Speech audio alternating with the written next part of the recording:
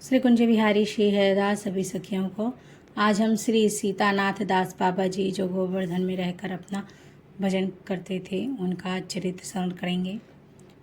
पूर्वाश्रम के उत्कलवासी गोप श्री सीतानाथ दास बाबा जी महाराज अनपढ़ पर अति सरल और उदार थे। गोविंद कुंड गोवर्धन में श्रीनाथ जी के मंदिर के उत्तर एक कुटिया में रहते थे। शेष रात्रि में स्नान आदि कर गिरधारी की सेवा के पश्चात उनके सामने 5 घंटे लगातार कंदन करते, नित्य और कीर्तन भी करते थे।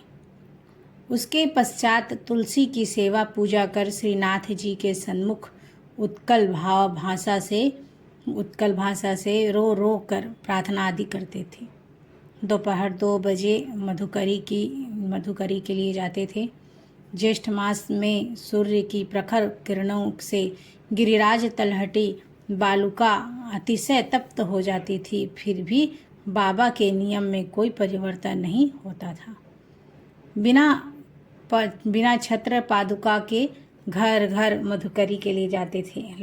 लौटते समय प्रत्येक वैष्णव की कुटिया में जाकर कुछ मधुकरी दे आते थे। उन्हें कुछ गोपी गीत याद थे, उन्हीं का वे अधिकांश समय बड़े मधुर भाव से कीर्तन आदि करते थे। नियम पूर्वक 2 बार गोविंद कुंड में स्नान करते, रात्रि में 2 बजे उठकर बैठते और 3 बजे प्रातः प्रथम स्नान करते। 3 बजे प्रातः प्रथम स्नान करते थे। स्नान करते और भजन करते, उसी गोपी गीत को गुनगुनाते रहते। एक बार श्री अद्वैत दास बाबा जी ने, जो उनके निकट रहते थे, कहा, इस समय स्नान करना उचित नहीं, क्योंकि यह आसुरिक काल होता है। उत्तर दिया, मैं क्या करूं, बिल्कुल अस्वतंत्र हूं। श्रीनाथ जी जिस समय जगा देते हैं उसी समय उठ जाता हूँ। जिस दिन सीतानाथ जी अप्रकट हुए उसके 2-3 दिन पहले ही उन्हें शांतिपातिक ज्वारती सार था।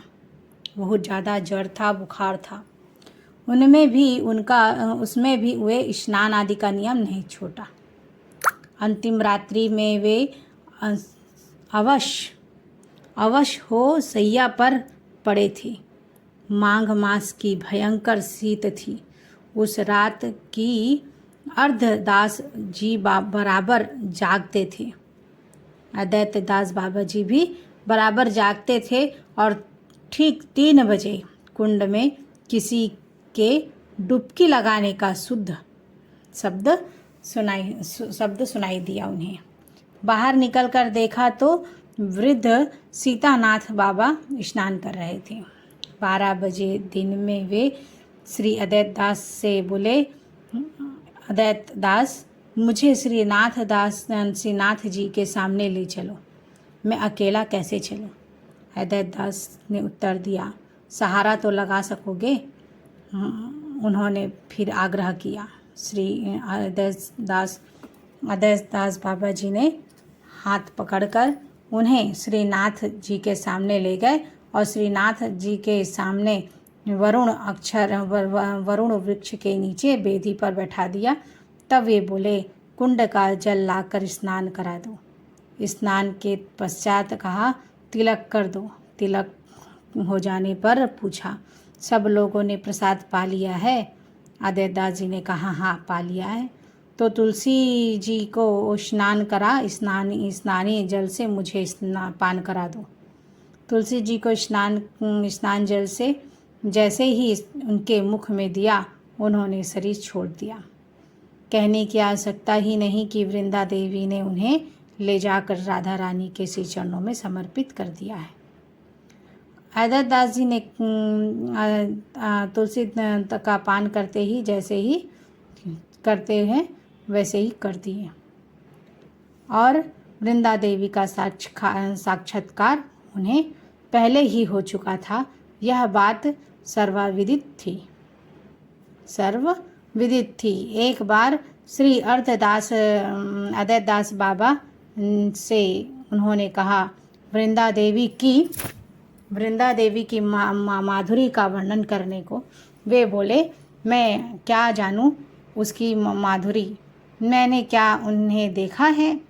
तो सुनो, सीतानाथ बाबा ने कहा, और भाविष्ट हो वृंदा देवी की रूप माधुरी का इस प्रकार वर्णन किया कि उनकी स्फूर्त श्री अद्वैतदास जी बाबा के हृदय में शाश्वत होने लगी। वृंदा देवी की उन पर कितनी कृपा थी, यह इस बात से स्पष्ट भी होता है कि जिस तुलसी के पौधे की कीड़ा चाट जाता है और जिसके हरा होने का कोई संभावना नहीं होती, वह उनके स्नान कराने मात्र से फिर हरा भरा हो जाता था। यह प्रमाण हो चुका था, अद्वैत बाबा के स्पष्ट देखा था इस चीज़ को। बोलो श्री बिहारी लाल की जय। जय जय श्री राधे।